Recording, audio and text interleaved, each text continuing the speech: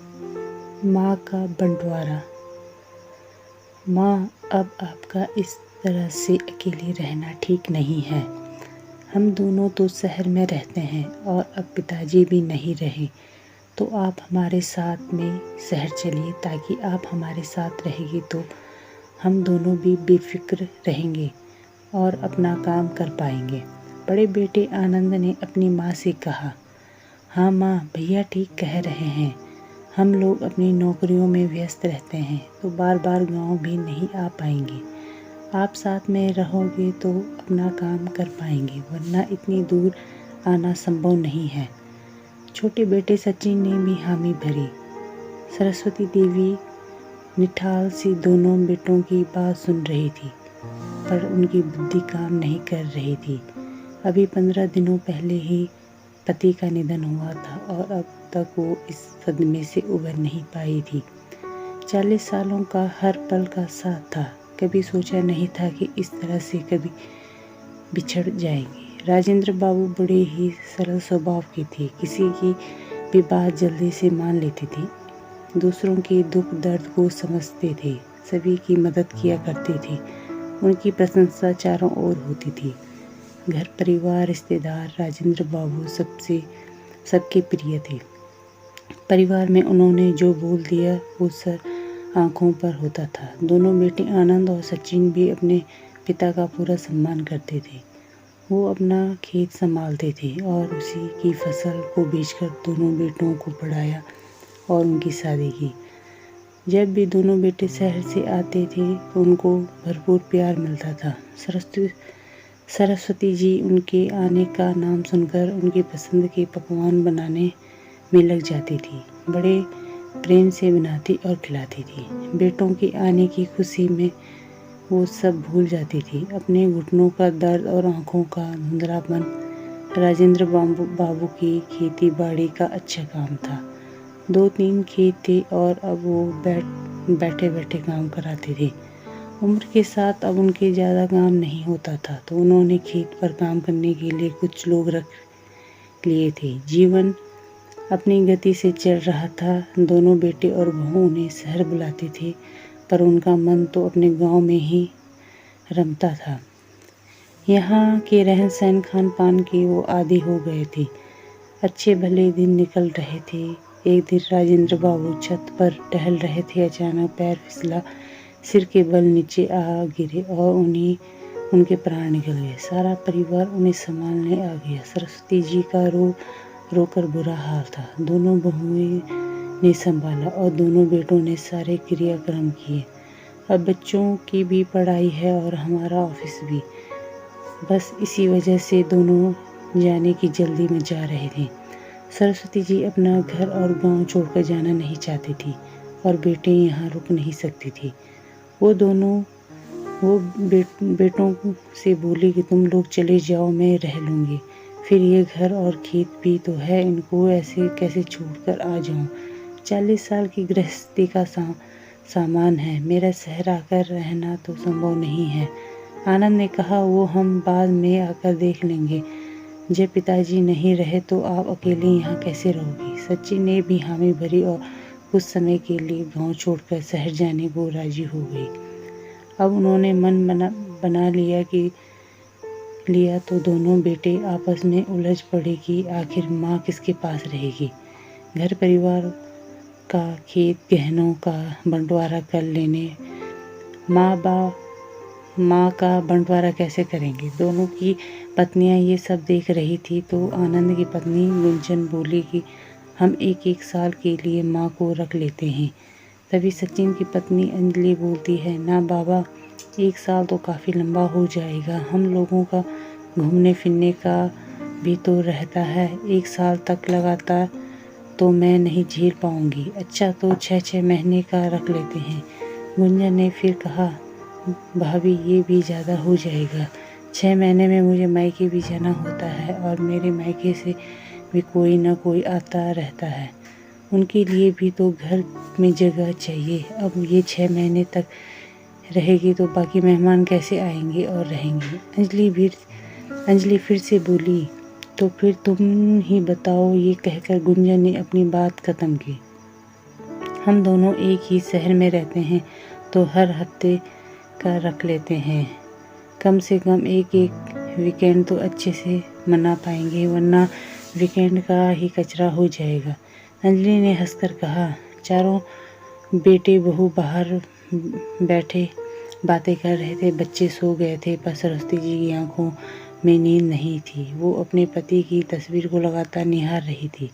काश आप आज साथ होते तो मुझे किसी पर निर्भर तो नहीं रहना पड़ता।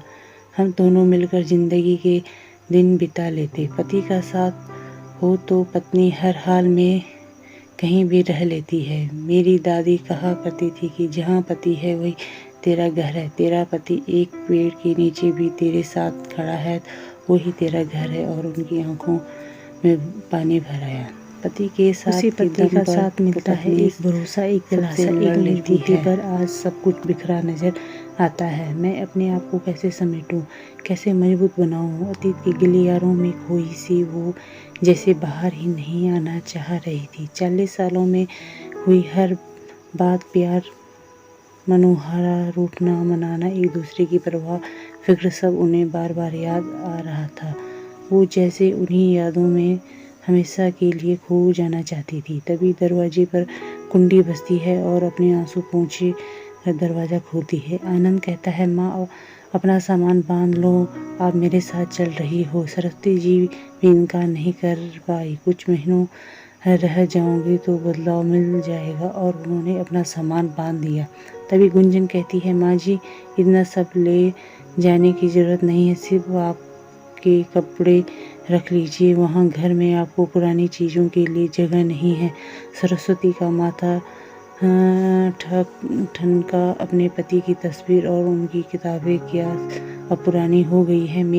मेरा शादी का ये जोड़ा क्या अब पुराना हो गया है? बच्चों के बचपन के खिलौने क्या अब पुराने हो गए हैं? इनका कोई मोल नहीं रहा। वो थोड़ी देर के लिए टूटी थी पर फिर से जुड़ गई और सब सामान रख के अपने कपड़े और कुछ पूजा का सामान रख लिया। अपने घर, मोहल्ले, गांव से दूर जाने का दुख उन्हें मन ही मन में सालता रहा और वो भारी कदमों से बाहर आ गई। कार आनंद के घर जाकर रुकी। आनंद का फ्लैट चौथी मंजिल पर था। लिफ्ट आ ही नहीं रही थी तो वो सीढ़ियाँ चढ़कर ऊपर आ गई। बड़े दिनों बाद चढ़ी तो हाँफ गई। अंदर बैठते ही बोली, बहू पानी पिला दे, कंठ सूख रहा है। तभी आनंद बोलता है, माँ वो भी तो सफ़र करके आई है, थक गई है। रसोई वो सामने ही है तो आप खुद जाकर पी लीजिए। वो उठी और रसोई में मटकी ढूंढती रही। उन्हें मटकी नहीं मिली। उन्होंने आनंद को आवाज़ लगाई, यहाँ तो पानी की मटकी ही नहीं है। तभी बच्चे बोलते हैं, दादी आरओ के पानी में ले लीजिए, यहाँ मटकी नहीं है। उन्होंने पहली बार आरओ देखा तो उन्हें कुछ समझ नहीं आया। फिर कोशिश की तो एक गिलास पानी लेकर पी लिया। अब उन्हें थोड़ी भूख लगने लगी। बहू तो कमरे में जाकर बैठ गई। माँ हमारा खाना तो होटल से आ रहा है, अब आप तो बाहर का कुछ खाएगी नहीं तो कुछ बना लीजिए। आनंद रसोई दिखाकर अपने कमरे में चला गया। नए ज़माने की गैस उन्हें जलाना नहीं आया। सामान का भी कुछ पता नहीं था। उन्होंने कमरे का दरवाज़ा खटखटाया तो अंदर से गुंजन ने चिल्लाने की आवाज़ आई, मेरी प्राइवेसी ही नहीं रही हो इन जैसी गंवार के साथ तो एक दिन भी रहना मुश्किल है, तो 7 दिन कैसे रहूँगी। उन्हें इतना भी पता नहीं है कि जब बेटे बहू कमरे में हो तो दरवाज़ा खटखटाते नहीं हैं। सरस्वती जी ने ये सुनकर सुन हो गई। अपने थैले में थोड़े चने रखे थे तो वो ही निकाल कर खा लिए और बाहर के कमरे में लेट गई। थोड़ी देर बाद दरवाजे की घंटी बजती है। होटल से खाना आ जाता है। आनंद खाना और बच्चों को लेकर कमरे में चला जाता है और सरस्वती भी बाहर ही लेटी रहती है। शाम को कमरा खुलता है। आनंद, मैं कहाँ पर अपना सामान रखूँ? आप इधर स्टोर रूम में रख दीजिए। और वो टीवी देखने लगता है। गुंजन, दिन भर थकान उतारने के बाद रात को मैं जाती हूँ तो बहू मैं कुछ मदद करवा दूँ? वो थोड़ी मदद करवाती है। रात का खाना खाकर वो सो जाती है।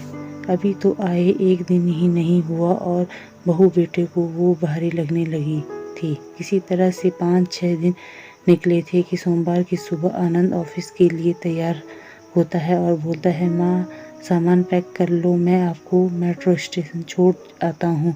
सरस्वती जी ने हैरान रह जाती है, अभी तो आए 1 हफ्ते ही नहीं हुआ है माँ, मैंने और सचिन ने ये बंटवारा किया है कि आप 1 सप्ताह मेरे घर रहेगी और 1 सप्ताह सचिन के घर रहेगी। ये सुनकर वो कुछ नहीं बोलती है। आनंद उन्हें मेट्रो में बैठा आता है और वहाँ उन्हें सचिन लेने आ जाता है। बड़े बेटे बहू के घर रहने के बाद वो उत्साहित होकर छोटे के घर पहुँचती है तो घर पर कोई नहीं मिलता है।